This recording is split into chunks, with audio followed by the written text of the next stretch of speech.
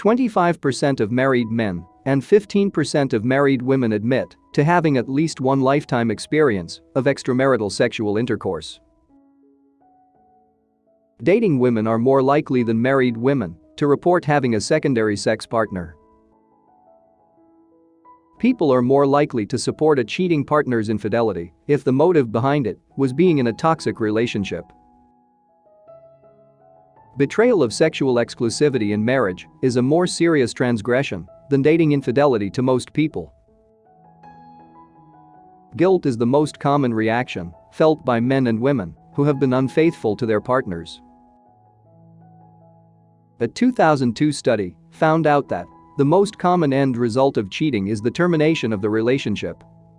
Half of the people in the study said they will break up right away, and a small fraction of them said they may consider breaking up. This study in 2006 found differences between people who had actually engaged in cheating and those asked to imagine their reactions to doing so. Individuals who only imagine being unfaithful to a partner report higher levels of anticipated distress and remorse than people who had actually cheated before. Men and women who cheat say sexual attraction, the absence of their partner, and being unable to resist the opportunity are their main motives for cheating. Dissatisfaction with one's current relationship, combined with the prospects of being with a better partner, often increases the likelihood of cheating. Lack of commitment to one's relationship is ultimately at the root of infidelity. Flirtation is how a person may set the field for future infidelity. This research found that approximately 22% of people admitted cheating on their current partner, while 50% of all respondents admitted to cheating in a relationship at least once in their lifetime. The big 5 cheating personality traits are high extroversion, high neuroticism, high psychoticism, as well as low agreeableness and low conscientiousness. Finding out about the infidelity of a partner is among the top reasons, along with threats of divorce and physical aggression, for developing depressive symptoms when in a relationship. Individuals whose partner has been cheating on them are often plagued by feelings of shame, anger, and sadness because their self-image, as well as their concept of romance and intimacy, has been broken. The personal rejection felt by the victim usually results in feelings of inadequacy and unattractiveness. It is common for the victim to feel that he or she is responsible for the betrayal, which may be internalized into initial self-blame, a symptom of depression. In all cases of cheating, the victim feels betrayed and bitter, while the cheater feels deprived and lonely. Following the discovery and disclosure of an affair, the partner responsible often shows symptoms of distress, depression, anxiety, guilt, and loneliness. People experience greater self-esteem when they feel attached, cared for, and experience mutual support and stability with that partner. Finding out about the affair of a loved one often disrupts the victim's identity and self-worth as they begin to perceive themselves as unattractive and uninteresting.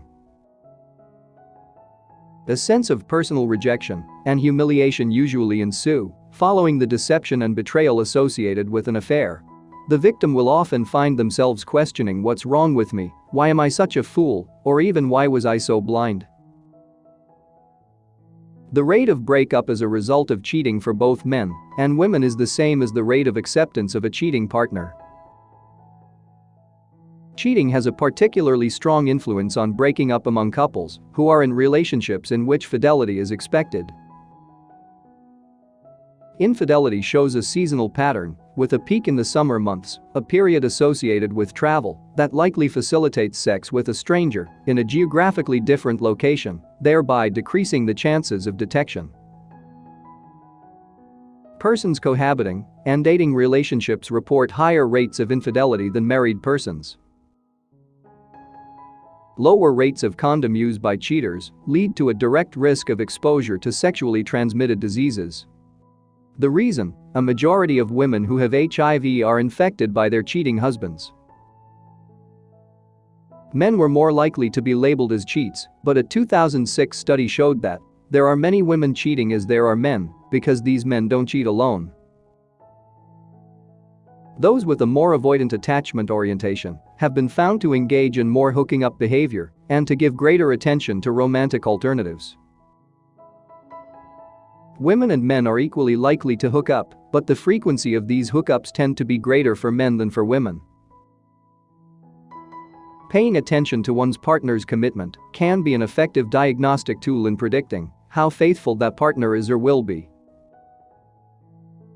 Married couples or dating partners are more likely to cheat when they feel neglected and lonely. This 2006 study found that individuals whose attachment style causes them significant anxiety over possible abandonment are more likely to complain of neglect in their primary relationships and to identify a need for intimacy as a motive for infidelity than those with low anxiety. Men are more likely than women to report experience with all forms of extramarital activity except kissing and receiving oral sex. In terms of personality, men and women who are highly extroverted, open and less conscientious are more likely to be cheaters because their extroversion reflects a more socially active lifestyle, which gives them the opportunities to meet with extramarital partners. Extroverted women often complain of being dissatisfied with their relationship as the motive for cheating, while introverted women complain of neglect as their own motive for cheating. On the other hand, women low in agreeableness complain of anger as their motive for cheating. Men or women who tolerate their partners flirting with other men or women are often cheated upon by their partners. This study in 2010 found that men are more likely to adopt sexual motives as their reasons for cheating, while women are more inclined to emotional motives as their reasons for cheating. Research has revealed that the four motivations of extramarital affairs are sexual motives, emotional motives, extrinsic reasons like revenge or career advancement, and lastly, love. We experience loneliness when we feel unwanted, emotionally disconnected, and not important to others. It is painful and hurtful if our partner perceives our value as lower than we would like to be perceived by him or her. Should we no longer be thought of as positively as before, we experience pain, anger, hurt, and loneliness. Jealousy is a relationship spoiler. The three emotions that define jealousy are hurt, anger, and fear. Hurt follows the perception that our partner may not value us enough to honor their commitment to the relationship, and fear and anxiety are the results of the dread we may feel at the prospect of being abandoned and being left alone and lonely.